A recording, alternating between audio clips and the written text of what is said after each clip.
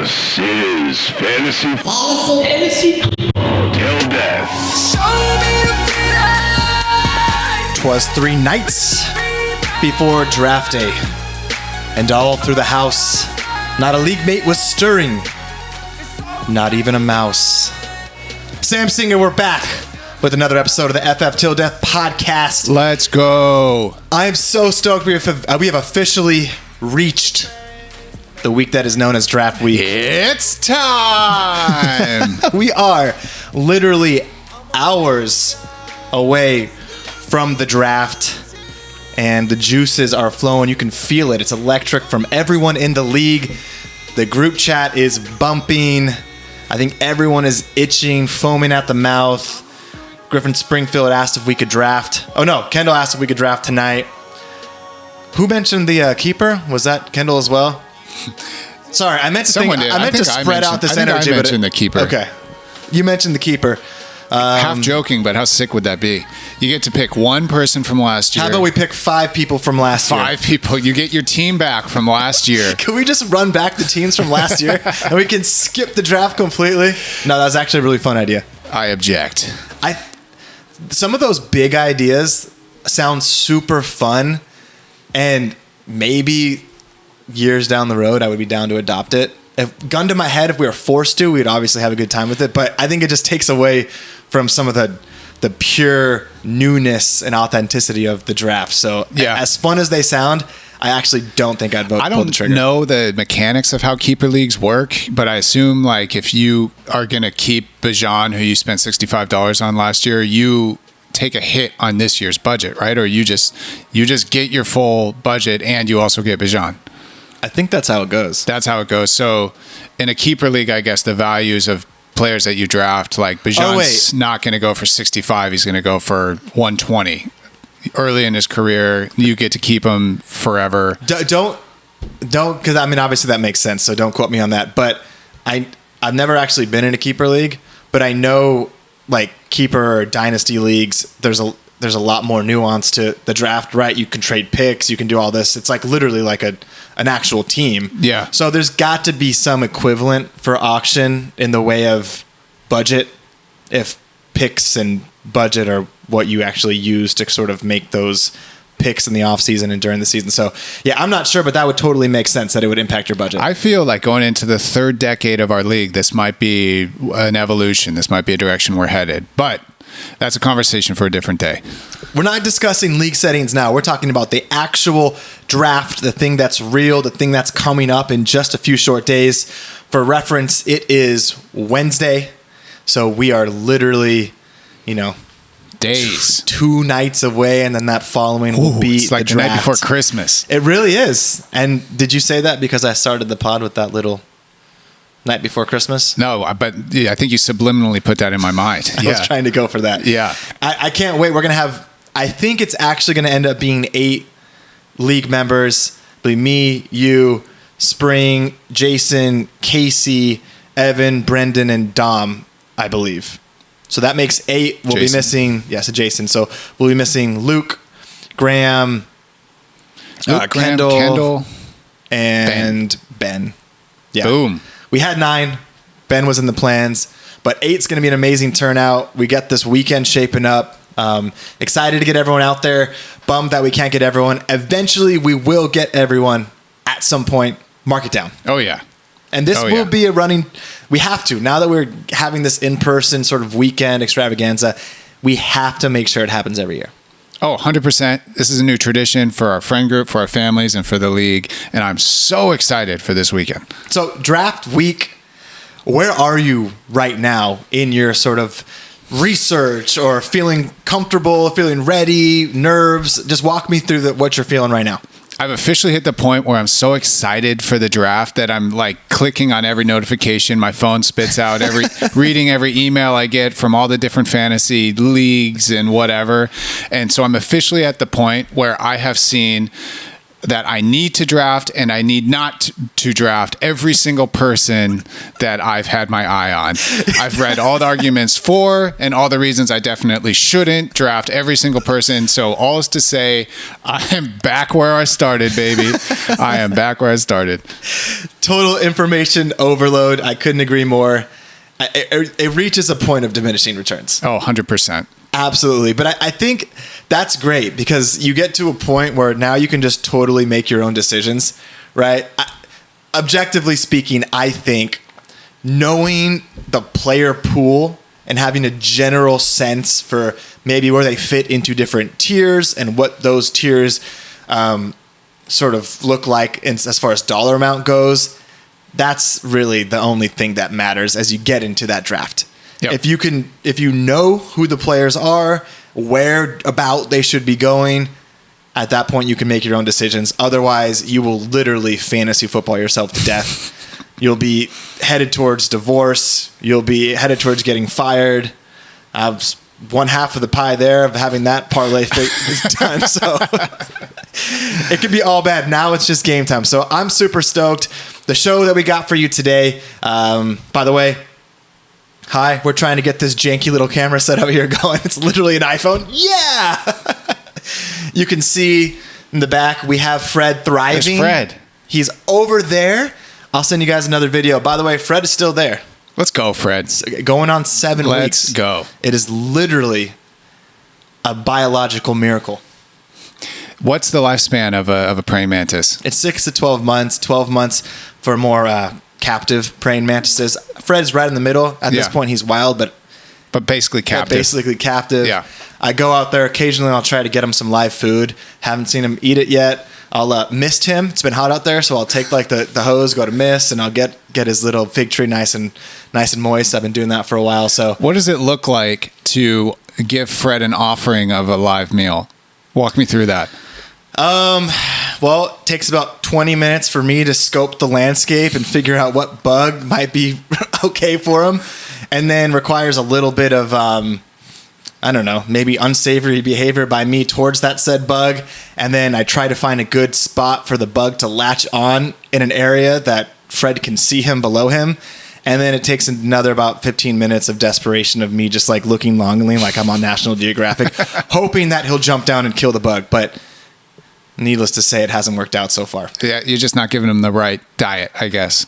I know. He's not into ladybugs. He's into butterflies. I would never do ladybugs. Ladybugs Okay. are actually great for the garden. I have a great collection of ladybugs over here on my zucchini plants. Oh, okay. I can show you afterwards. All right, Yep. They help the gardens. They take out the whiteflies and aphids, things of that nature. So I'm looking for more parasitic bugs, right? Things that are killing roots, vegetation, leaves, stuff like that. Have you tried a baby lizard yet? I have not, but I saw a lizard today, and I had the thought. We have tons back here. It's actually pretty crazy, but don't get me on. Anyways, let me digress. This is not a horticulture podcast. But did you see? You see the name change? Kudos, Griff. Kudos. I saw your recommendation, and I thought maybe it's time in honor of Fred and peace and prosperity and good tidings, and so the name change has been done officially. The Unseen Blade, in tribute to Fred the mascot, the heart and soul of the team. Let's go, Fred. Let's go, Fred. Anyways, praying mantis aside, I'm fired up. This will be our last podcast before we actually dive into the season, so we'll have a lot of nice material and content as a post-draft review the next time that we're releasing a pod. Speaking of pods, since we've done our last one, Kendall's released a couple. Yeah. So the Out in Space Ken. pod is up and running. With you on one of them. Was really good. You were natural. Looked good on the pod. How was it to be on a podcast that was like incredibly well prepared? It looked like you guys had notes and the flow, and Ken's got like his clock going, moving things along. How was that experience? It was great, man. You know, just really another reason to feel worse about ours, you know. No, it was awesome. Ken obviously had it locked in. He's got a system there.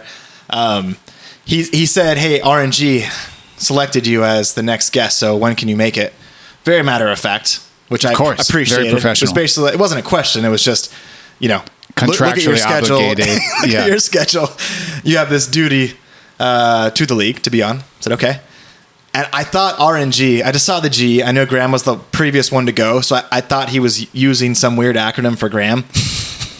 And so when I got that text, I literally spent the first 10 minutes before responding trying to figure out what RNG meant. Like, what random name did we assign to Graham at some point in our lives? And I couldn't do it. So I literally was like, thanks, Kendall. By the way, RNG is escaping me. What is this? You know, Graham selected me as the next guest. What is this? And he said, oh, that's random number generator. I was like, okay. I've never seen that acronym in my life. Was I supposed to know that? You see RNG, that's random number generator. But yeah, that's how I got on the show, by pure happenstance. There you go. I said, sorry, league. I know we just dropped a podcast like 2 days earlier, and I can assume there could be some, Thomas fatigue. So appreciate you guys hanging in. But it was great. Kendall's an awesome host, and, try to bring a little bit of the FFtilD podcast vibe. It was really good. Repping. Really good. A lot of Chargers insight, which I appreciated. Ken's just crushing it with the pod. Yeah, he's crushing it with the pod. Yeah, he's cruising through. He's got a lot of good talking points. Nice blend on the beginning and the back end of some, outside of fantasy sort of talk, which is, it's great. It's very thoughtful. And then obviously the majority of it packed into the nitty gritty aspects of fantasy football, which is really good, especially for those of you that aren't, grinding out on the side with the information overload. Gives you a nice dose of, some of that nuts and bolts that exists out there. Yeah. And then he had Evan on, just dropped last night. So for Evans, which was great, where do you think that edible really kicked in? So I asked Evan, I didn't get an answer on that. I just want to say a few things. If I took 100 milligram edible at any point in my life, let alone while I was recording a podcast, it would be game over for days. So Evan, dude, you are carrying that flag. Can you contextualize that for me? I don't even know what 100 milligrams means. 100 milligram. I don't even know how to contextualize. I mean, I guess if I was going to relate that to alcohol, that's kind of like drinking a fifth to yourself. Oh my gosh. For me, but everyone's tolerance is different. What would be like for a normal human that partakes occasionally if they were going to do like a little brownie? What would you think? That partakes occasionally? I would say like my advice would be like keep it between 5 20? 10 at most. Okay. Like if you just partake occasionally and you have a 10 or 20 milligram edible, you might be in for a super intense experience. Okay. Everyone's body reacts differently to THC. It's not exactly like alcohol, but I can just tell you, like, I've had some of the most intense experiences with THC on like a 20 milligram edible. Shout out Casey's wedding. Shout out Casey's. Oh, when I took the CBD pills that had THC in them and I didn't realize. Yeah, that was crazy. No, but Evan, you're crushing it. You're the last member of our league who's got the single flag flying, and we're all living vicariously through you as you live that free, single, young man life still. And how could you tell? How could I tell what? That he was living that lifestyle. Did some of his answers give it away? Yeah. Well, I love the question about walk me through your perfect day in Boise. And Evan's talking about, I was like, dude, that is such a sick day. And you don't realize you take it for granted until it's gone. For him. Yeah. No, like I can't ever do that anymore. Not that you want to or would want to. Not that I would want to ever again. Why would I want to just meet up with the boys and go to a sick rooftop lounge and eat some steaks and go fly fishing and just whatever I wanted to do? Well, it didn't end there. That was just the beginning of it. Oh, right. And then meet a lovely lady of the night, take her home. Jason's got to pay her off or whatever. I don't know. Whatever the perfect day is. That's a story for a different episode. No, but Evan's crushing it. It was great to see him on the pod. Wait, love the outfit. Can we? Yes, Evan, great outfit. Love the outfit. Can we quickly just, Evan, when you inevitably listen to this podcast, please text the group the minute marker where you started feeling that thing. And also, please shed some light if that actually was 100 milligrams. Yeah. Or if that was just trying to be funny. You're a legend. Please. Comment, please. I believe it. I believe it was 100. I Yeah. do. I think I saw him do a little like THC shooter at your bachelor party that was like somewhere close and To 100? Yeah, whatever it was, I remember being like, this guy is a beast. This guy is not to be trifled with. Well, that part is for sure true. But yeah, Evan did a great job. It was a great change of pace. For those of you that haven't spent a ton of time with Evan, he's just like this ball of energy and vibes and positivity. I know we jokingly call him the Blunted Bandit for reasons that, he expressed on the show. But just a super lovable guy, and just really happy to see him on the podcast. So great job, Kendall. Continue to crush it. Excited to see who the next person is. Me too. And that was fun. I'm excited to see what Kent's podcast looks like as we move into the season, because it's been a lot of pre-rankings talk and things like that. So to see where he's going to take it. Eventually, we might have to talk to the host of the Out in Space podcast to make sure that we're not doing any overlap, because that would be content overload. It would be. Especially as you get into the season, some of these talking points, I think, sometimes will be a little bit connected. Yeah. No. I have no fear. So maybe get in contact with his people. So our people talk to his people. We'll make sure it's complimentary, that we're expanding the FFtilD universe and that we're not doing remakes. Sam, we have a couple sort of major hitting points today. Before we get into it, I actually just did an auction draft 2 nights ago. Let's go. For my Boise League. The season has started. The season has officially started. And I normally don't care that much about this league. I kind of have this tunnel vision for our league, right? But this draft, I think, really shown some really cool things in my eyes about like this year in particular.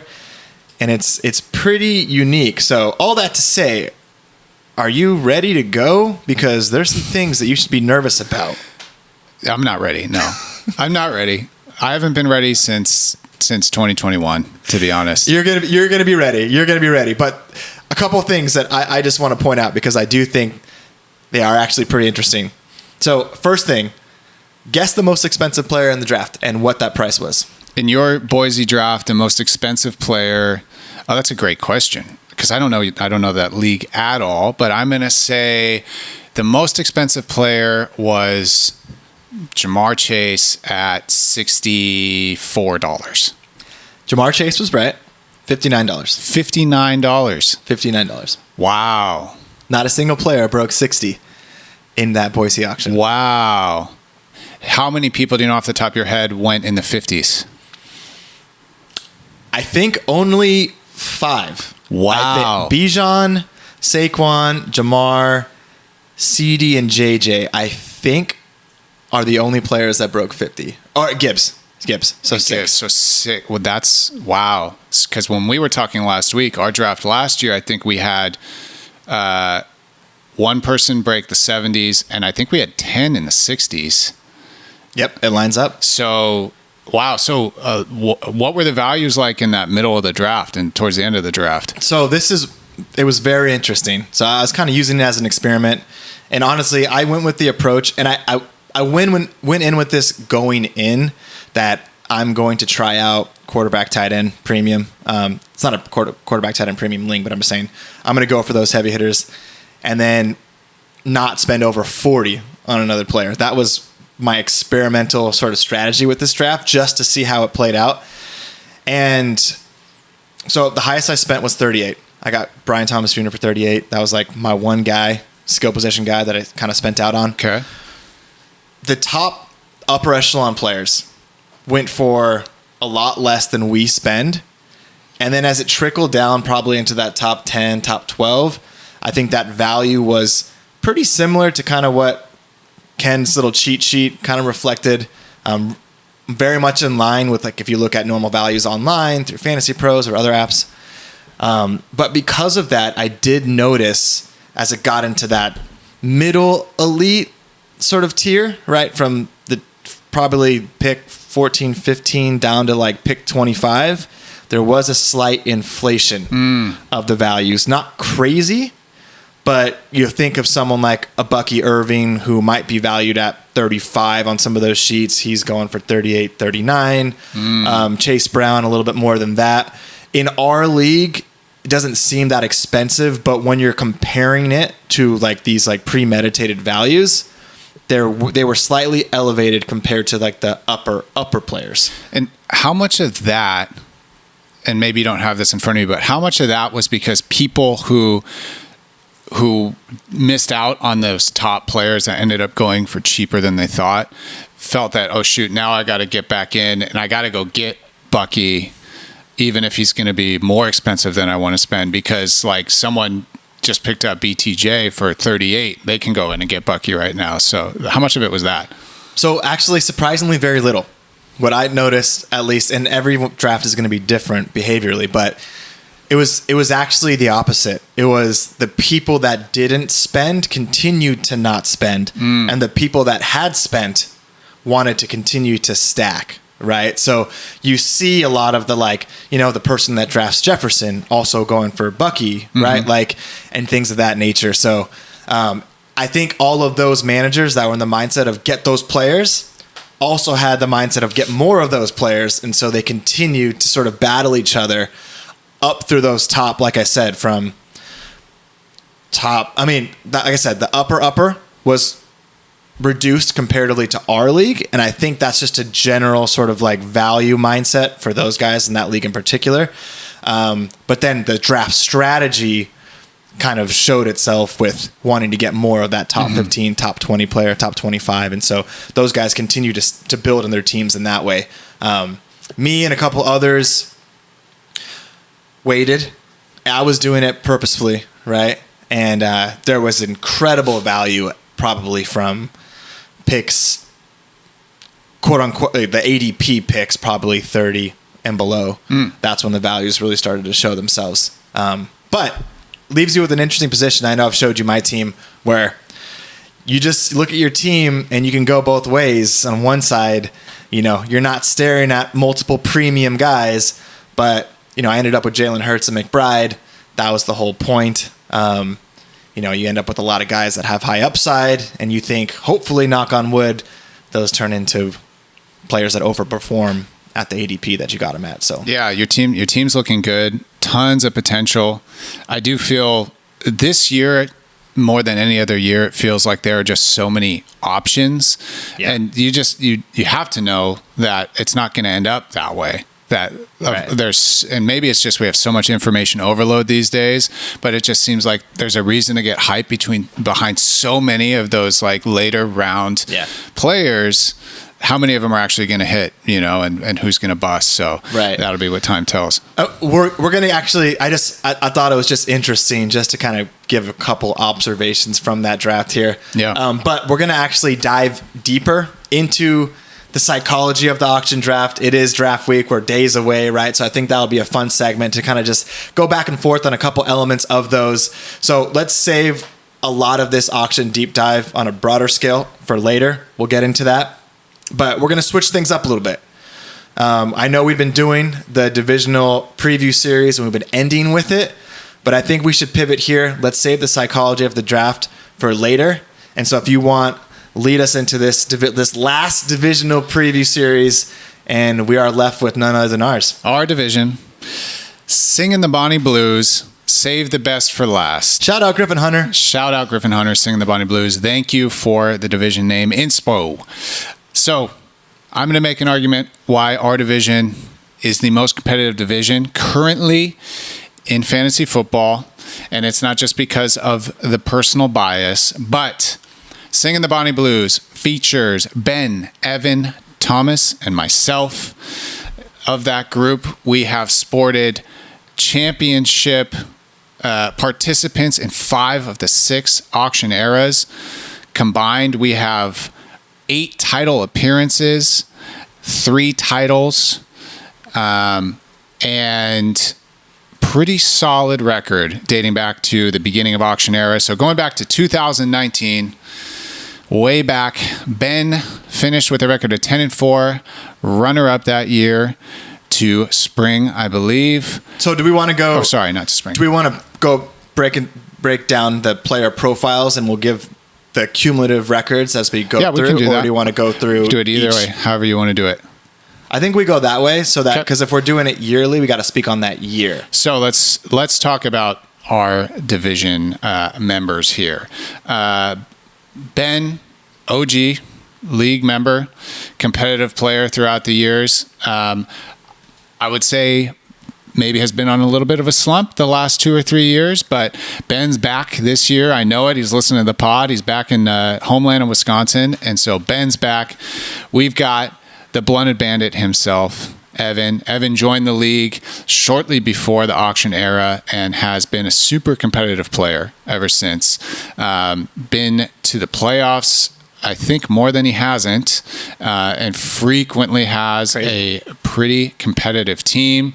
As I mentioned, over the last 6 years of the auction era, Evan has made the playoffs 4 times, which is a pretty solid batting percentage. And then, of course, no introduction needed. Thomas, Kendall's self-proclaimed best fantasy player in the league. Hey, come on. I said let's stop that. No one can trade with you this year. We need to make sure that we snipe your guys in the auction. I love how Ken said that, I think. If we see Thomas bidding on a quarterback, make sure we all bid him up. So ridiculous. But let's make sure you still get that quarterback too. So you're going to get Chase for $75, and then Joe Burrow, we're going to make sure you had to buy him for $55. Yeah, don't get caught, as they say, with your hand in the cookie jar. Don't get caught with the hand in the cookie jar. Go for 51. Speaking of that, in our quick little side story, for some reason in our Boise league, Graham accidentally hit max bid on Joe Burrow, and he bought him for $99. No. Yes, but it's through. So it was so awkward, and it just was like your heart sank like in the moment. Everyone's like, "What's going on?" It like KO'd all. Graham had like 3 players at the time. It just KO'd everything, and it was just like dead silence. But we run it through Sleeper. And I guess Sleeper has all this functionality, so the commish was able to just pause it and then reset the pick. Oh, thank goodness! Thank goodness. Why doesn't every app have that function? Like the amount of times people get screwed over for auto drafts and for something they just looked forward to all year, and then they just get screwed. Oh, sorry, your computer malfunctioned. Can't do anything about it. We should look into that because Yahoo's kind of redone their user interface this year, so maybe there is something like that. Because that makes no sense. I was talking to Springfield about this the other day. Like, if the same thing happened to me this year with the Lave or something like that, like I'd probably just break my computer. Yeah. It's so it happened to Jay a couple times last year too. Like his internet was going in and out. Yeah, I mean, because at least Olave was $29. Not to say that that's any consolation, but accidentally max bidding for a quarterback, and then if you had to go the whole season rocking that $99 Joe Burrow and your 1-12 record, misclick. Yeah. So, anyways, that's hilarious. Sorry. It must have been horrible in the second. Anyways, and then finally, last but not least, me, OG member. Mixed success, I would say. Some up years, some down years. Was on a pretty good run there until the curse of 2023. Midnight in Paris, drafting the team in the middle of the night. Kind of got to bounce back from that. So that's some quick manager overviews. Midnight in Paris, that was supposed to be our first year of the Draft Palooza. I know. Remember, you had it's a curse. Picked out. I know. We picked everything out, and then I had to bail, and the fantasy gods weren't too happy. And though it was actually hilarious. So Sam and I have been on this train for a long time, and we were like getting really serious about it that year, to the point where we're like, all right, we're booking something today, and we're just gonna tell the league it's booked. So raise your hand and get there if you can and want to contribute. And we were at the beach. It was me, Sam, Jess, and Hannah. And we were like finalizing. We had a couple different options on the phone. And then right before we were about to book something, Hannah goes to Sam real quick. Just like, Sam, when's the draft? What dates are you booking for? And he gave the dates, and she's like, Sam, we've had this plan for months. We're going to be in France. Shoot. It's like, no. Hence the curse of Thank goodness she said something before we booked the Airbnb. But yeah, so ended up drafting my team at, I think, 3 a.m. local time in Paris. I still think I had a really sick team. I'm going to go down saying that Midnight in Paris was one of the best teams I ever fielded, though I finished 5-9 with a middle of the pack scoring. But time to bounce back, starting with this year's draft. So anyways, we'll go back to records now. Going back to 2019, like I said, our division has had a pretty competitive history here. In 2019, Ben, 10-4, finished runner-up to Thomas's 9-5 championship team. Evan fielded a 9-5 third-place team, and that is we're still in 14 playoff back in 2019. I was 7-7. 2020, Ben finished runner-up again, this time to Griffin Springfield with his 8-6 team. Evan 6-8. Thomas 7-7. I finished 8-6 in fourth place, lost to Jason in the semis. 2021, pretty solid year for everyone. Ben 7-7, just missed out on the playoffs. Evan 7-7, finished fifth place. Thomas 8-6, runner up to yours truly 10-4. The year of the varsity, probably the highest scoring, best team I've ever had. The team was sick. 2022, Ben, another 7-7 playoff appearance. Evan, 5-9. Thomas, 10-4. Champion, me, 9-5. Runner-up. In the controversial DeMar Hamlin game, I had Thomas right where I wanted him. T. Higgins was definitely going to outscore Jamar Chase in that game because the Bills had Jamar Chase locked down, double, triple, quadruple covered. T. Higgins was going to go off. Nonetheless, I love the narrative, though. It's always a narrative, and we can all spin it however we want to, always. Just looking at that one game under a microscope, and my team was clearly better than yours, but because I was having a random low-scoring week like you were as well, I got lucky to win the championship with the better team. It's just about luck. It's just about luck. It was unprecedented. We all spin it. No, well deserved. I was fortunate. No, it was well deserved. I remember. I was in Cabo. As that happened. That was amazing. Yeah. That was a great time. Hannah and I were driving up to Lake Tahoe, and I was watching the game on my phone, and when DeMar Hamlin went down, I was like, oh no. I'm like, they're going to cancel this game. And sure enough, they did. No, I was in Cabo when that happened. I was in Cabo with the championship. Yeah, That's right. That's right. Yeah, I do remember that. 2023, a down year for our division. Ben, 6-8. First year of his slump. Evan, the only bright spot, finished 9-5, fourth place. Thomas, 4-10, inaugural last place finisher. Beats out Wapaka area triathlon Ben. Yeah, Ben, dude. Griffin Hunter for the last place. You need to stop doing the whole name change thing, Ben, by the way. Like, yeah, the it's whole not working Wapaka, out. like, yeah, I'm going to get last place. I'm going to do the punishment. And then you sit there at 6 and 8, man. Like, not even last place, man. Ben's back this year. There's not going to be any name change, I don't think, this year. Ben's back to the top. Ben, no, there won't be any name change because I'm going to encourage Ben to keep it at Ben Circus because the last place finish is in line for Ben. So Ben, I know you've been busy, but and this was way down the priority list to actually engage with the league and change your name, but just leave it because it'll be appropriate for your team name this year. Oh man, just kidding, Ben. And then in 2023, I was also in contention for last place, finished 5-9. 2024, things got a little bit better for our division, but mostly just because Thomas had a record-breaking year, finished 11-3, runner-up to the two-time champ and commissioner Graham Simmons. Ben, another 6-8 year, another year changing his team name to Run-of-the-Mill Bandito. Evan, another 7-7 year, another playoff finish. And me, another year 5-9. This year I deserved it because my team, no bueno. I love Run-of-the-Mill Bandito. Yeah, 2 years in a row he changed his name to Run-of-the-Mill Bandito. But anyways, that's our division. Ben is way wittier than he gives off. I wish he like occasionally pitched in more because he's really funny. Just always packs a little funny, subtle punch. Yeah, he really is. Like I said, I will say I do think it is the most competitive division this year, just based on recent history. What are you thinking, Thomas? What are you thinking about our division? Yeah, it's a scary division, man. Led by Evan, Titan Reaper. The sleeper of the division. he's telling me that he's never been more locked in going into this draft as far as like how he plans on preparing for it. Not just looking over players, but coming in with a strategy set in place, ready to go. Do you obviously, think? What do you think? Evan mentioned on Ken's podcast last night that his guy that he really wants is Bijan. Do you think that was a little diversion, or do you think that was genuine? Oh, come on, that's a diversion. It's a diversion. Yeah, that's of course. Kind of what I was thinking. Of course, kind of what I was thinking. He's too smart for that. Ev, come on, Ev. Yeah, it's going to be a really, really fun division.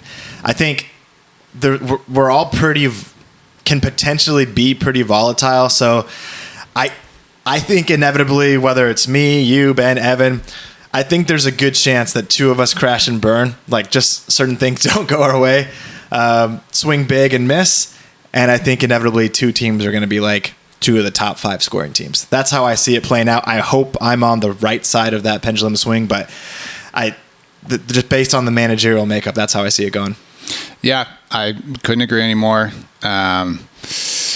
Hoping I'm on the right side of that equation, but we'll just have to see. I think a lot of it boils down to the draft, because I think that especially with Evan and Ben, a lot of it comes down to the draft with those guys.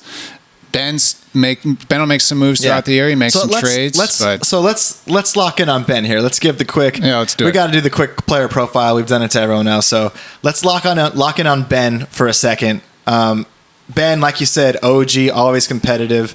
He's a starlight in Kendall's eyes. Analytics monster, I would say. It's funny now. Because of the amount of time that Ken pours into data, we can literally call managers analytics darlings. Yeah. So Ben fits that category.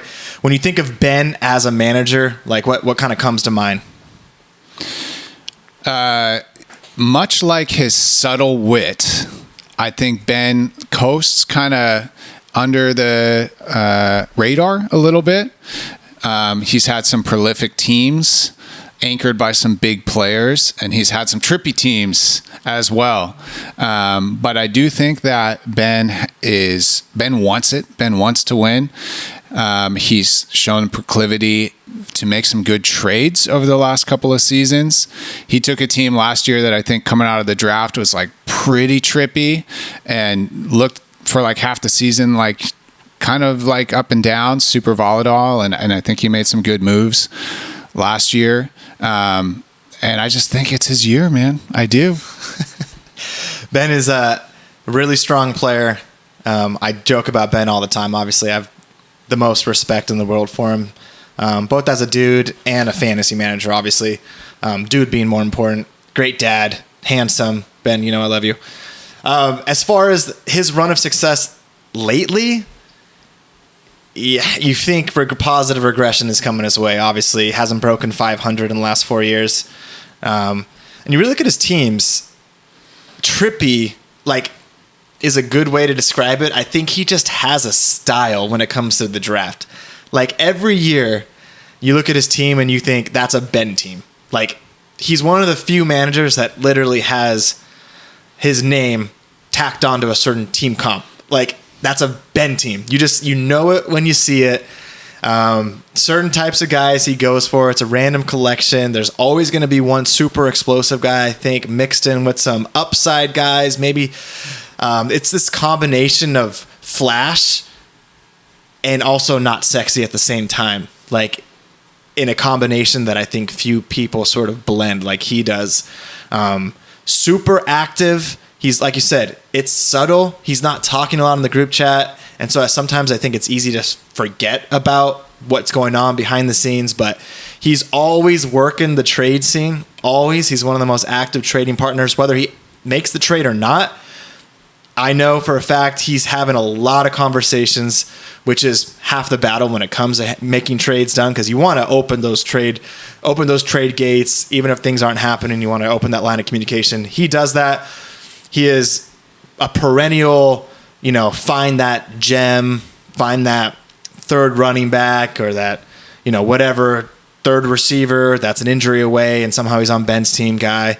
Seems to have a couple of those guys come up every year. So inevitably, he's had a lot of strong teams. The one thing about Ben, and he's obviously been put on blast a lot for this, sometimes some questionable trades, right? And I think back to one of Ben's last think pieces where he kind of laughs at himself, and when he's in the run-of-the-mill bandito mode, I think he thinks that it's because he shoots himself in the foot. And so I think it's just, you swing big and sometimes you're going to miss. I appreciate that about Ben, but curious to see if anything changes on the trade front, because he clearly has an interpretation or a lens when it comes to player value that really dictate things in a really passionate way for him, right? I don't think he's super cookie cutter as far as the way he evaluates trades, which I think can be a blessing and a curse to him at times. Well said. Well said. He made a couple trades last year that I think he had a pretty competitive team. He identified some talent last year. He drafted Jaden Daniels, Malik. His running backs were super solid, Achane and Josh Jacobs. So it's just about some of those trades breaking one way or the other. He was involved in another Rico Dowdle trade last year. Unfortunately for him, he sent off Garrett Wilson and Rico, who both really turned it around right after he cut bait with them. So again, that he got back Debo in that trade, and it just didn't really bounce his way. But one move like that away from, I think, having a really competitive team at the end of the year. Graham still sends you his deepest appreciation for the Kieran Williams and Pollard trade 2 years ago. So on behalf of Graham, Ben, thank you. That really did a lot. So there you go. All right. Anything else to say about lovely Ben? No, man. He's just he's a great manager. He's always going to be there. I know he's locked in for sure. I know we joke about it. He is really locked in. He's been grinding. He's been researching. He's a guy that I really value his fantasy input. So I'll text him things all the time, just trying to get his opinion. I probably do that too much, give a lot away to people in the league, but I just value people's insight. Hopefully, people don't weaponize it, but yeah, he's a guy that I really, really trust his opinion and his savvy. So I'm excited to see what Ben does this season. Let's go, Ben. Let's go. Moving on. Evan Simmons, player profile, manager profile. Give me 3 words that come to your mind when someone says describe Evan as a fantasy football manager. Draft Josh Allen. I love it. Evan, he's ascending. So Evan has been playing fantasy football for longer than he's been in our league, for sure. But when he got brought in, I think there was a exposure to this heralded SD league, hearing from me and from Graham about just the level of effort that people put in, sort of this maniacal drive to win and obsession with, more. And I think when you're going from more of a chill sort of fantasy vibe, which is probably for most people in the country, in the world, to that, it takes a little bit of all right, I have to potentially maybe change my style or change my research approach. And so Evan, I think, has been improving on that year after year. He's had success without even being as fantasy obsessed as a lot of us, right? And I think that goes to one of Evan's biggest strengths, which is his gut and his intuition. And just hey, I feel this way about something and I'm going to go for it, whether that means ignoring some analytics or ignoring some data, or maybe ignoring some conventional wisdom. And I think that's brought him to this sort of this pattern of his guys, right? I mean, he mentioned it on the Out in Space pod, and it's been clear, Evan is one of those guys that has a few guys in mind. And usually those guys are guys you really want on your team. And I mentioned Josh Allen because I know that's a guy that he loves, that's won him a ton of games. And you have to respect the I know maybe data says it's not smart to spend 35 on Josh Allen instead of 28. But when you're losing to me and Josh Allen because the guy just dropped 58 on you, you're probably going to feel dumb for not overspending my $7 on that guy. Yeah, and the results speak for themselves. Like we said, 4 of the past 6 years, he's made the playoffs. And he takes big swings. He acts unconventionally, but sometimes, things break certain ways in fantasy football. And for Evan, they have been breaking the right way. Last year, took some big swings in the draft, walked out of there with Mahomes, Tyreek, Amon-Ra St. Brown at the top, left the roster a little bit thin, down in subsequent positions. However, he was able to make, I think, what I voted for as the best trade last year to bring in some much needed depth, shipped off shitty Patrick Mahomes, shipped off Amon-Ra, and got back just some great depth and ended up fielding a really solid and scary team down the stretch last year. Of course, that's the Baker Mayfield, Jahmyr Gibbs, J.K. Dobbins, Terry McLaurin trade. Evan's trippy, man. He's just trippy. He has his guys. He goes out and he gets them. I've mentioned this before, but I have found myself in bidding battles with Evan multiple times in drafts. And when that dude wants a player, he's going to get the player or he's going to run out of money trying to get the player. So you better come with your wallet open. Yeah, absolutely. It is admirable. I do wonder if, maybe this draft he just picks 1 or 2 of those guys and then maybe blends in more and chases that value, just in the value-based approach a little bit more. So we'll see about that. And then I think Evan, he's mentioned himself, like this year, he wants to just get a little bit more active, a little more in the thick of things. I think that's his, obviously his next evolution, right? You can't argue with the success 100%, but, yeah, self-proclaimed as wanting to increase the activity level, whether that's proactively exploring trades or maybe diving into the waiver a little bit more. I think that's the next step for Evan. And if he keeps swinging big and hitting on guys, then you would think that's something that might put him over the top. Yes, sir. All right. We don't have to talk too much about us because you all hear our voices too much as is. Do you want to move on into our division rankings? Or do you want to talk about us? Quickly, I'll just talk about. I think we just talk about ourselves real quick. Okay. Right? Just to give a little bit. I know I've gotten a lot of hype for this post-auction success, and honestly, I appreciate, especially coming from Kendall, whether it's I don't know how authentic it is and what the motive behind it is.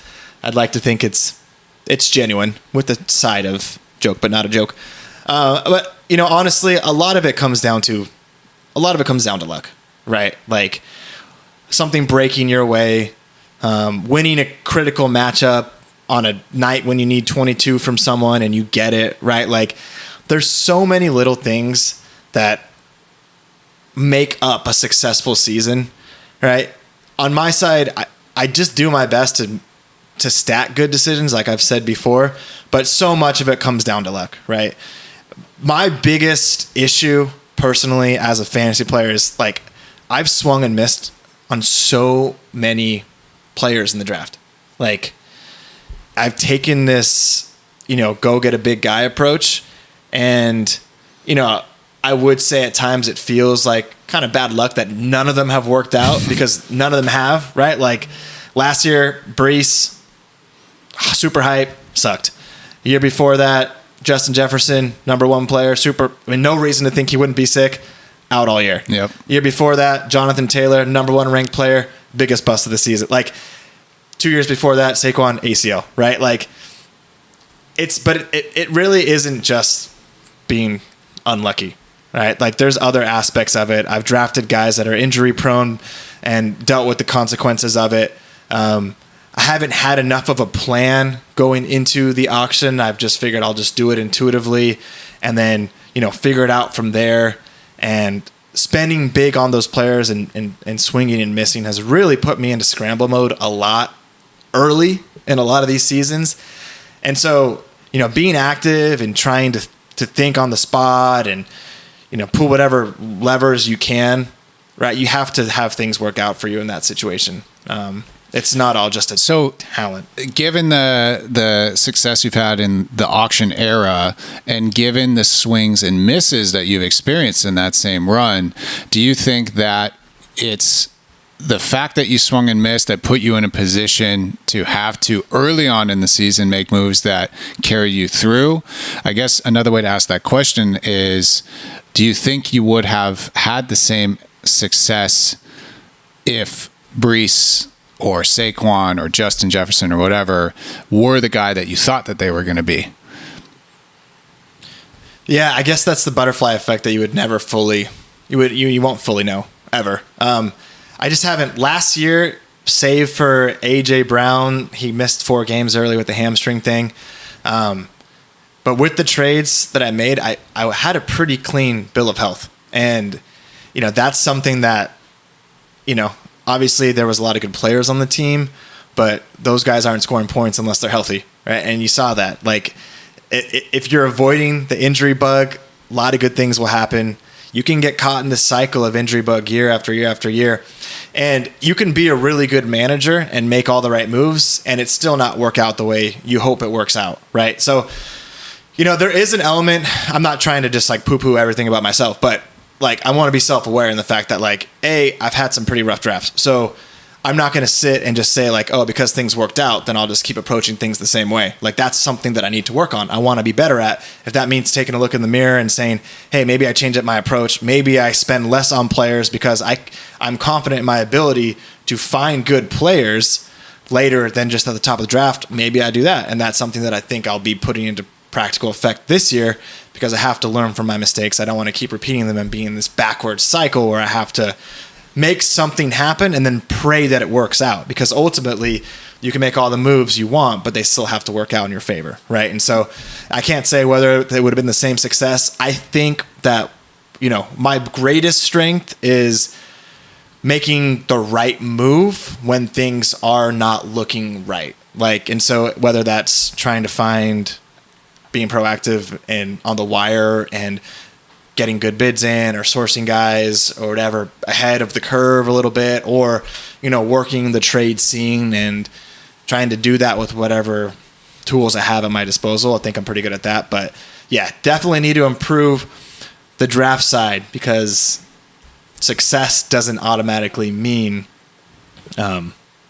you're taking the best route, especially in fantasy. It's like, someone that decides that they're always staying on 16 for a night doesn't mean that and it works out. Net positive doesn't mean that they're making the right decision, right? So, yeah, just when you were talking about that, you are really good at making the right call. I was just trying to find it real quick, but before we made our trade last year for Brees, we originally were talking about a Bijan trade. I don't know if you remember that, and we kind of it was real quick, but tentatively agreed to a Bijan trade, and then we switched it to Brees. And I can't remember exactly why, but that's a good example of that. Had you made that trade, but it was Bijan, some version of Bijan, and you kept Brees, last year ends up a little bit different for you, I think. Yeah, for sure. I think there is some element of just intuition and just being able to see the field that I feel like's worked out. But yeah, definitely need to improve on that. It's been trash. And then also, there's been, in order to have a sustained run of success not in terms of necessarily pure rings, but just like being alive, making the playoffs, like the margin for error is so thin, right? Like you can be 7-7 or you can be 9-5, and the difference can be literally 2 individual plays that you won or lost that matchup on, right? And so over the course of this auction era run, I can think of so many individual matchups where, something had to happen on a Monday night or a Sunday night or at some random point on a Sunday afternoon in order to get the win. And a lot of times it did. And so in that way, I've been fortunate over this run of success here to make it as far as I have. Well, let's hope it continues. Even in your down year, you had a good year. Spartan race, baby, 4-10. Yeah. I'll wear that 4-10, most points, second most points, something like that. Not most, yeah. Okay. Do you want to move on? Psychology of the auction draft. Nothing on yourself? There's nothing to say. Okay. There's nothing to say about me. Okay. There's nothing to say. We can move. All right. We've got about 30 minutes left here, and given the big day is upon us, we want to talk a little bit about what goes into the psychology of an auction draft. So take us away, Tom.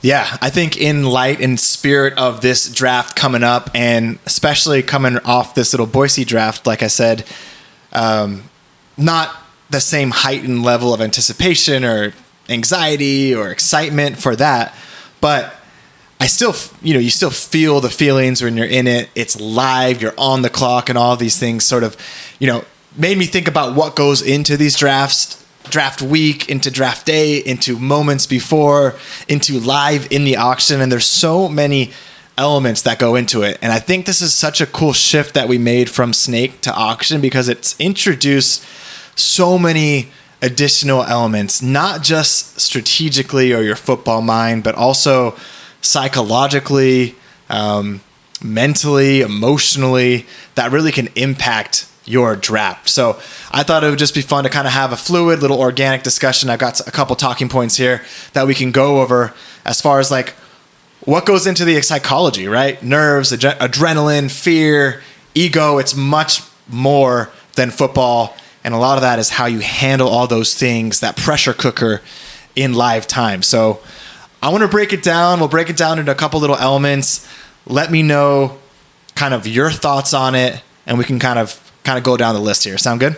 Let's do it. Okay, so the first aspect that I love experiencing, especially when you're with the boys, is that fear and thrill of the auction room, right? It's that anticipation, it's that nervous energy. It's pre-nomination into the first nomination. How is this going to unfold? So just quickly walk me through how you generally feel or deal with that initial wave of nerves and energy. It's so crazy because there's so much excitement. Like when football season comes back around, you start doing your research, maybe do a couple of mocks if you're in a snake.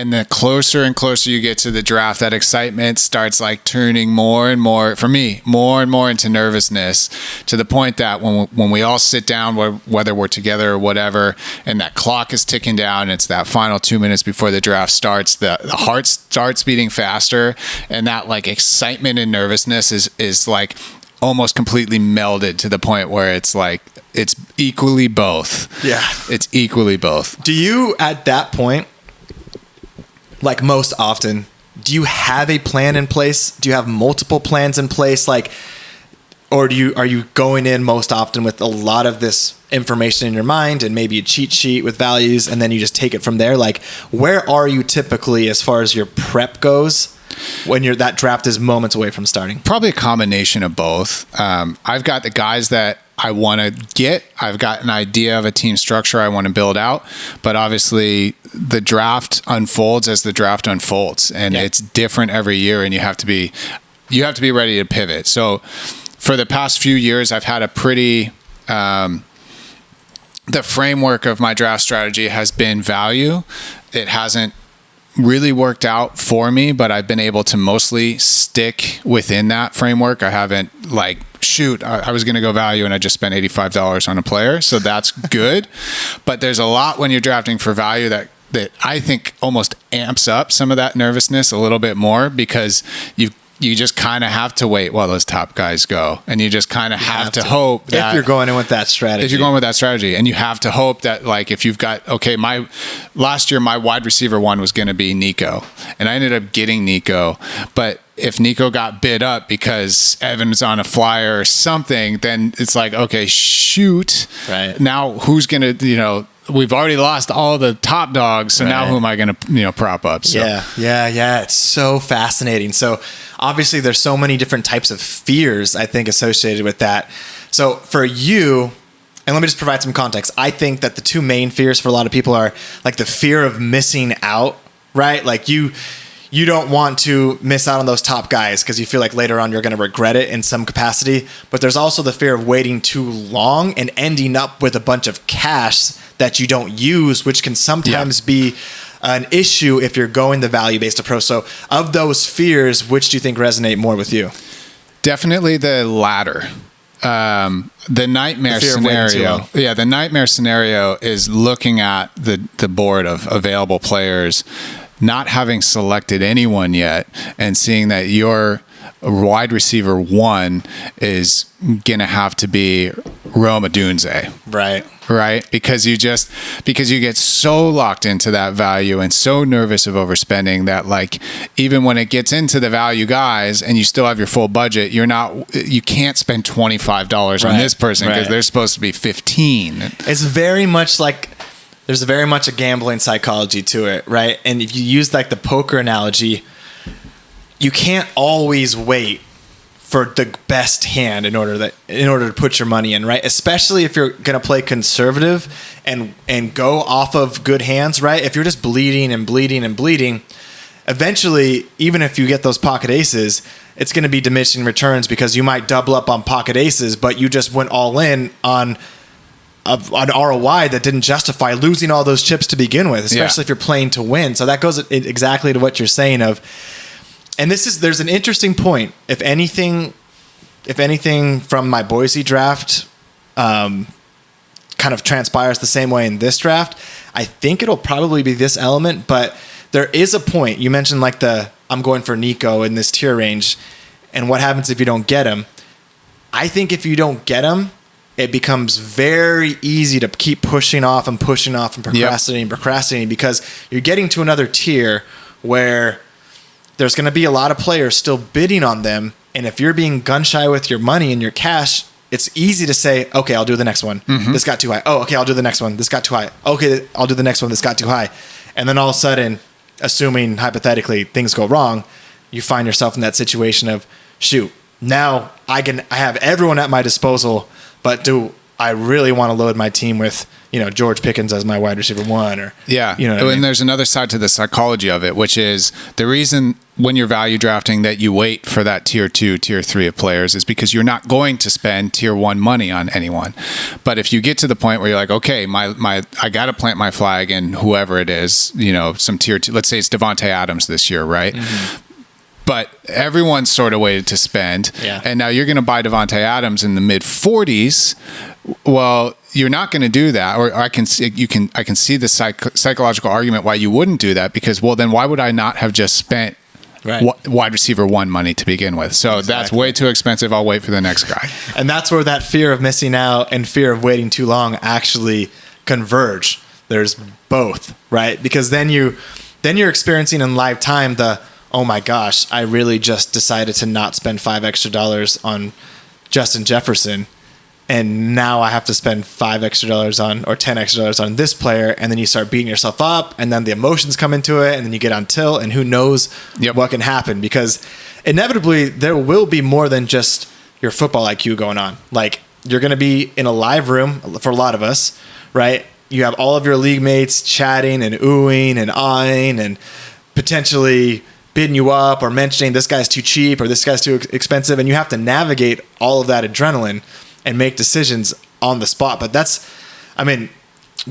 middle part I think is going to be interesting this year in our draft because if we do, take the spending down a little bit, that means there's going to be more people bidding on the area of the draft that I think a lot of us hope to get value. So like I said, observation from my last draft is you have to have conviction in those sort of like middle upper tiers of like, all right, maybe you have to spend $3, $4, $5, $6, $7 extra on the Chase Brown if you want the Chase Brown.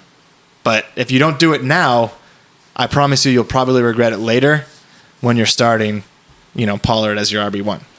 Yeah, and there's when you look at value drafting versus just going out and getting your guys, it feels much better, in my opinion. It feels much better to walk away from a draft knowing that you've got a few guys that you can hang your hat on.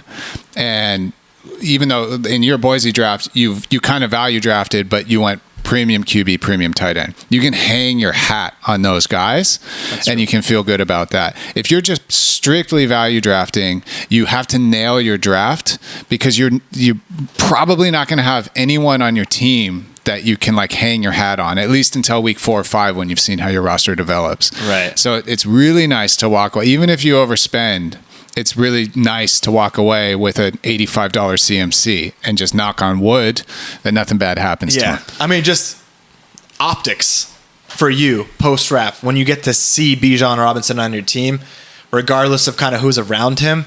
There is something to be said about feeling secure in that. But I think you actually hit on this, and this is a good segue to the next sort of general talking point about this auction, and that really is the mental overload that can happen in an auction draft that's so unique compared to Snake. Evan even actually mentioned this as far as what makes it so much more complex and nuanced is, in the Snake, you pick and wait, and more than likely, not everyone attacks it the same way, there'll be a few guys that make sense for you at that pick. And oftentimes they're right in front of you, right? In an auction, you literally control everything. So to that point, unless you're going in with a set plan or set plans plural, as far as your team comp or dollar amount budget that you assign to each position, and you adapt based on how the draft is going and you track that in live time, unless you come in with that set plan, like Boise, I did have a set plan just experimentally with the QB tight end, and you're just going pure value, it can be very overwhelming. And this is something I find very fascinating about the draft, and something that have felt previously. It's like this paralysis by analysis, right? We come in, our heads are so filled with information. To your point, you're trying to remember 45 sleepers. You're trying to remember 50 DND, do not draft guys. At the same time, you're thinking about those same guys on 50 other analyst sites saying they're league winners. You're trying to navigate that, sift through that, and you have these arbitrary values in front of you. Hundreds of picks are getting made, and you have to decide in the moment, which value do I want to take a leap on right now? And obviously, I'm maybe, overblowing that mental situation, but it can be overwhelming. It is. It's overwhelming. I think that what I really started thinking about towards the end of last year and going into this draft, ultimately, we don't know what's going to happen. We have no control over anything. For every argument you can find online for why this guy's definitely a league winner, you can find an argument for why this person is a DND.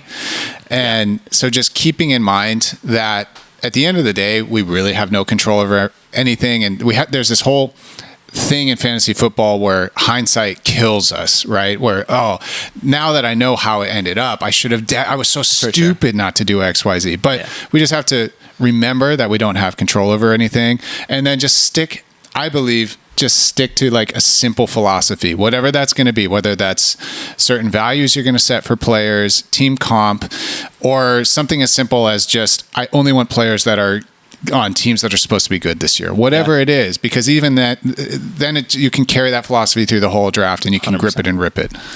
I couldn't have said it better myself, and I 100% agree. I was talking to Graham post Boise auction, and the one word that stuck out to me that I just want to remember and keep in the back of my mind is conviction. So whatever situation you find yourself in, trust whatever plan you have in place or however you want to attack it, and just have conviction, whether that's going and getting your guys, whether that's I have this team comp that I want to try out and I want to do, and I'm going to stick to it. And hey, I have this quarterback and tight end that look really good, that should set me apart. I don't care that my starting running backs or my flex looks uglier than this team. I had this plan. I don't know how it's going to work out yet in the long run, but stick to it in live time, because when you get squirrely in live time, that's where I think the draft can sometimes slip away from you, when you start second guessing, am I doing this the right way? Was this stupid of me? 100%. That's where the snowball can really start 100%. to go. And going back to Ken and Evan's conversation about handing the cookie jar and price enforcing, that's why I have just no interest in playing those games on top of trying to draft a good team for myself. Because if I think that whoever player I have no interest in is going way too cheap right now, I don't want to end up with that person on my team, even if I get them for a deal. There's a reason that they're not on my list right now. And so I'm already thinking about too much to then also jump in and try to price enforce. It's like, that's another layer. Yeah. 100%. Yeah. obviously you have to be flexible, but you have to be you have to have conviction with your decision making, or else you'll literally second guess yourself to death. And in part of second guessing, obviously, I think, when you're deciding on different paths to take, the biggest hurdle I think that we all face is trying to decide on what kind of team we want to build, right? And so there's these different archetypes for team dynamic, and I think they all have their sort of pros and cons. So I'd like to touch on a few of these just as we go into it, just for people to ponder. I mean, everyone knows all of this, but the stars and scrubs approach, you have never been big on that, right? Well, the last time I had a really sick team, I was big on that. I had, in 2021, I had 10 guys, and I had to get one of those guys. And I ended up getting Alvin Kamara for $72 or something like that. And the rest of the draft just sort of fell into place, and I got really good value on some guys. And I walked out of there with Kamara and Devontae Adams, who I could hang my hat on, and ended up with a pretty sick team. For some reason, then I totally backed away from that, and I decided to go value, and I want to have a lot of options, and it just, hadn't worked out. So yeah, that's a little insight there. Maybe I'm a little more on the stars and scrubs. Oh, back on the train a little bit. This year. Who knows? I mean, and if you're thinking about like the pure psychology of it, and also the pure fun factor, there's nothing that gets your juices flowing more than drafting one of those big guns. Like, it's so exciting, not just the like bidding part and being in that action, but just seeing that name value on your team, especially as you gush over your roster for 48 hours after the draft. But to have 2 or 3 of those guys, you really start to go off into these thought tangents of the greatness that can come of it, right? Think of Griffin Springfield when he had the Dalvin Alvin combo. It single-handedly won him the league. It was the best case version. It was like a 50-point floor every week. Amazing. But obviously a house of cards, right? Yep. And so you have to weigh that. I think something that Luke and Dom have done a really amazing job at hitting perfectly is this balanced, value-based approach. It's going to be steady. It's not flashy, but you're going to have a resilient team. You'll have options. For that, you should have a lot of very draftable and rosterable guys on the team. Inevitably, you'll be able to withstand a lot. But it's going to depend on how many of those guys hit. And we've talked about it a lot. Sounds like maybe you're pivoting away from that strategy a little bit. Yeah, there's another consideration in having a value team. Let's say like Dom and Luke's team last year, weeks 1 through 5, is the extra time, and everyone's different, but for me, the extra time that I will spend agonizing over who of these middle tier guys to start week to week. And so I'm a little bit more focused this year. We'll see what happens on building a roster that has less decisions that I have to make throughout the week. If it's going to be a toss up between Jacoby Myers and Ricky Parcell, and I have a whole bunch of those decisions to make throughout the week, I'm just going to agonize so much more and tinker and go back and forth than if it's whoever, Nico Collins and Troy Franklin, right? Like, okay, the decision's made. It's so interesting because it can go one of two ways. You can be in the situation where you're middling and you have to make a middling decision between, your example that you just gave. But there's the situation where I think everyone that drafts this way hopes for, where whenever you're making that decision, the cards would have already shown themselves. And one of those players, because in theory you would have drafted like 4 of them, has already revealed themselves to be an easy decision, right? Pearsall's already shown himself to be a startable wide receiver 2 or a high-end wide receiver 3 or flex, where it's not a decision like you might think it would be in the preseason. One of them or 2 of them or 3 of them on your roster of 8 of them have already shown that they're outperforming their ADP, and you learn that right away, right? And so worst case scenario is none of that happens. Best case is something like, Luke and Dom have experienced a lot of goodness from that on the ceiling side where, hey, this guy that's being drafted as wide receiver 28 is definitively wide receiver 10 or obviously, or 2. well, that's the extreme case of it. Chris Godwin. But you know what I mean? There's that option. Obviously, you'll be depth heavy and you'll have pieces that you can dish out. But, ultimately those do have to hit. You do feel better having at least one of the guys in the top 15, top 12, top 10 on your team, if not more. But then I think what's interesting to me is the team comps where you want to spend on the positions where you can punt, right? So I think conventional wisdom for most people, because 9 out of 12 people aren't going to have the luxury of this talent at this position, is punting quarterback and or tight end, right? Oftentimes it's paired. But if you do decide to go that way, where you treat quarterback tight end as a premium, or even just go Josh Allen, Lamar Allen, or you go Bowers or Kittle or McBride, that obviously reshapes your overall roster. And I've been leaning on the side of having at least one of those be premium. I oftentimes want to have that tight end, just thinking, the difference between the QB 12 and a top tier quarterback is less than that tight end 12 and the elite tight end. But it's an interesting dynamic. Do you often, do you think about that often? Is it something that you would just punt? Where do you sort of see the pitfalls of drafting that way? So I traditionally punt on quarterback, except for I think the first year of the draft when I drafted Kyler Murray, Josh Allen, and Aaron Rodgers, because I didn't quite understand how this stuff worked. So I went quarterback heavy that year. No, I traditionally punt on both those positions because I trick myself, or I believe at times that you can find value in the $1, $2, $3, $4 guys that is close to equivalent to the top end guys. Maybe, Josh Allen's kind of in a league of his own. You can't expect a, $2 quarterback to compete with him week in and week out, but 22, 25 points a week from a $3 or $4 quarterback, if you hit, that's totally doable. Of course, I got Tom Brady in 2021 for $2, and he was QB1 on the year.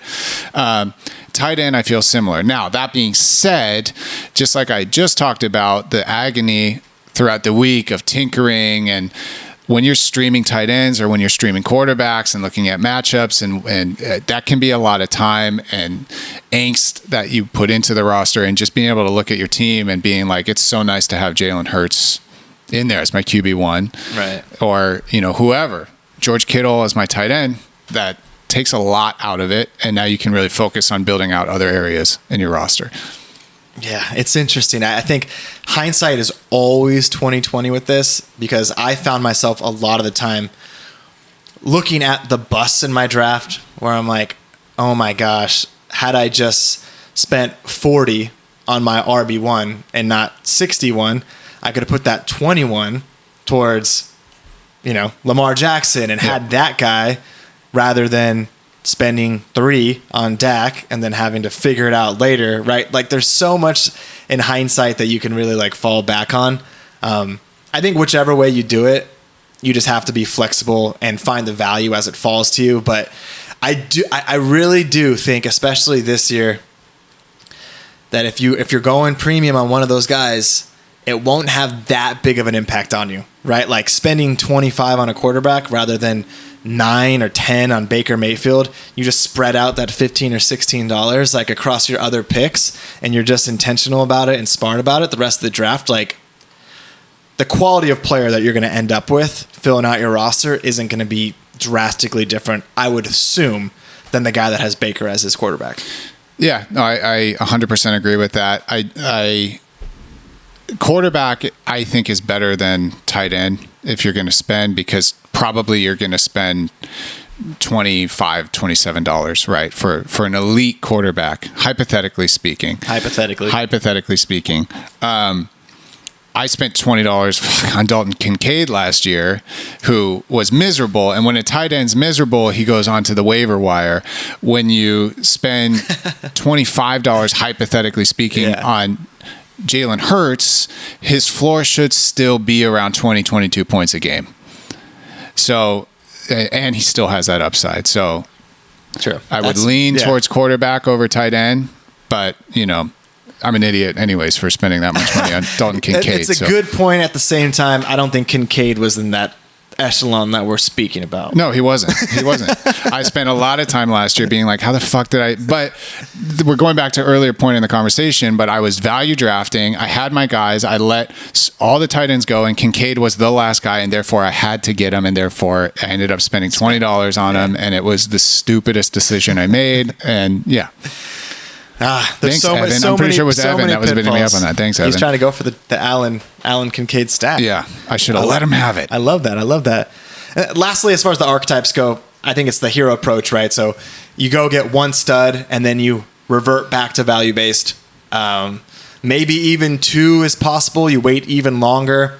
You kind of patch the rest, but I think that's a pretty common strategy, something that I wouldn't be opposed to doing. Not to say that's a top 3 guy, but definitely at least like a top 10, 12 guy. Spend what I need to spend, even if that's a little bit more, and then waiting and going value for the rest of the draft. But yeah, there's so many ways to skin a cat, right? So many options. That's why it makes it so stressful, because you can feel good about each strategy and you can feel bad about each strategy in lifetime and afterwards. And really, going back to your point, you don't have control over the situation at all, right? And I think that takes us to our last part about just this general psychology around the auction in general. It's the psychology of control, because in one aspect you do have total control over your team, but that's really where your anxiety comes from, because you're thinking, I am the architect of this team, and so whatever happens is my own doing. But at the same time, you have no idea how to anticipate how your league mates are acting, the emotions of the draft, the values, where they're flowing from. So it creates this crazy dichotomy where you have complete control over this team, and yet you really don't have any control. Or over the outcomes. The illusion. How do you wrestle with that? I've been wrestling with that a lot the past few years, because I mean, it's sort of just like gambling. Right. It's the same kind of muscle where, like, if I just hit or stay on 16, like, I've got control over my destiny, but you really don't. Right. And I think the sooner you can accept that, it maybe sets you free a little bit, whether it's, you've got to make some moves. You've got to, like, cut bait with someone that you drafted that you had a lot of conviction in that now sucks, or whatever. You just have to accept, like, you don't have any control. You might have done all the research. You might have had conviction, watched the tape, whatever it is. But we're just fucking dudes sitting thousands of miles away from these people who have never heard of us, who are going out there and getting paid millions of dollars to play a sport. And the idea that we can will them to score a touchdown by making sure we watch all 7 hours of commercial-free football every Sunday is this illusion that keeps us coming back. But at the same time, we need to really just be realistic about the situation. It's such an interesting angle, because especially when you, like, look back on drafts, or you look back at good teams, like, you want to feel like you're the smartest drafter in the room. You want to feel like, in hindsight, like, yeah, I planned on this happening. That was my guy. I knew this would happen to him.